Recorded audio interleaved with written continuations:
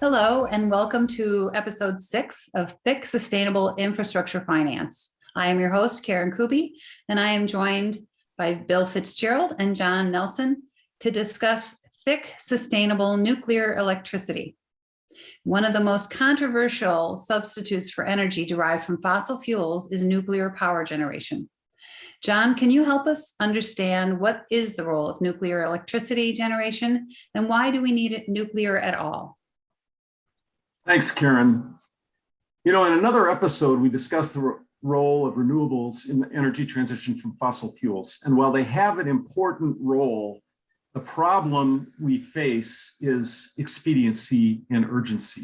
How fast can they bridge the gap presented by the climate conundrum? The two diagrams in this slide depict both the climate problem and renewables' historic contribution to preserving the atmosphere. The diagram in the background on the right depicts the unrelenting rise in atmospheric carbon dioxide concentration measured at the Mauna Loa Observatory in Hawaii from a period of 1960 to present. The most recent climate change conference reiterated the long-held conclusion that this curve must flatten between 2030 and 50 to avoid serious consequences later this century.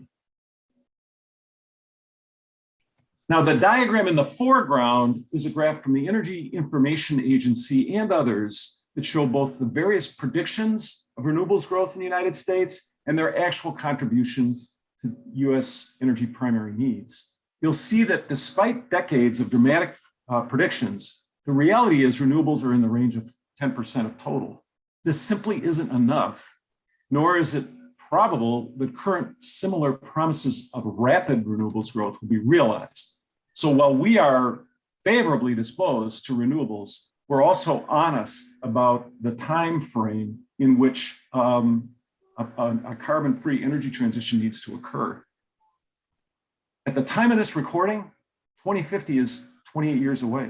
2030 is just 8 years away. As these graphs demonstrate, we need something more impactful than renewables, and we need it now with urgency. On to the case study. The only carbon-free source of energy urgently available at scale is nuclear-powered electricity. And in the spirit of electrify everything, green the grid, electric load is going to grow between now and 2050. Nuclear must play an integral role. So this led us to invest in bonds for the first large-scale nuclear power plant built in 30 years in the United States, as depicted in the slide, the Vogtle Units 3 and 4 of Georgia. Now, similar plants are being built worldwide. It's just that we have had policy headwinds against large-scale plants with other concerns, which we'll discuss. This plant is funded via both municipal and taxable bonds issued by multiple entities. Bill will talk about that a little more in a minute. It will provide carbon-free, firm baseload electricity for a growing part of Georgia. These plants provide electricity 24/7, 365, very dependable, and they're very big. So they supply load to a large area. The next slide depicts how it's scored on our thickness evaluation. As you can see, it scores highly for both energy because there is an ample supply of power for generations. We have a lot of nuclear fuel already mined from the ground that we can burn in reactors like this for generations. And it scored highly for atmosphere because it produces gigawatts of continuous electricity carbon-free. It has no material impact on water, but does score negatively on habitat due to the adverse consequences of long-term storage of nuclear waste. So Bill, do you want to take it from here on the financial attributes of the offering? Sure, John. The slide that we show here depicts the bonds that we purchased have long duration, they're tax exempt, and they're highly rated, very liquid bonds. In this case, this project was developed by a partnership that includes both public utilities and local governments. So it's financed both with tax-exempt bonds and taxable bonds. we can invest in this project in either kind of an investment strategy. There are many different issues with similar attributes that are available in the secondary market, so we can construct our portfolios using bonds that are financing this project. So back to the beginning, the introduction. Karen mentioned that nuclear power is controversial for many reasons. There's concerns about proliferation. There's concerns about nuclear waste. There's concerns about accidents at plants of this scale, and most notably, repeat of either Chernobyl or Fukushima Daiichi, all of which are legitimate, and we try to be objective about it. You'll note that in our scoring, we scored this project negatively for the environment because of the nuclear waste issue.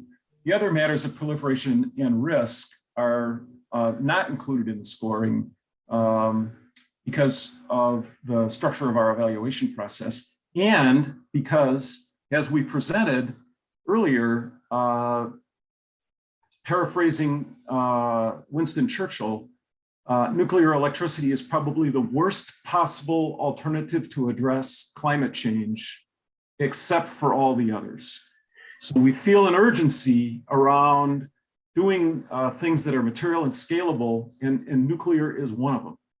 But recognizing that, we know that these large central station nuclear power plants have inherent risks built in. And we're not naive to that, and are researching what to do about that. We have optimism that small scale nuclear power generation is a burgeoning opportunity. The Navy, the US Navy, Admiral Hyman Rickover's nuclear Navy has operated small scale nuclear power plants at city scale for decades safely. And new technology is emerging where reactors fail safe. So at a future date, in a future episode, we'll bring an expert on to tell you more about it. Right now, stay tuned.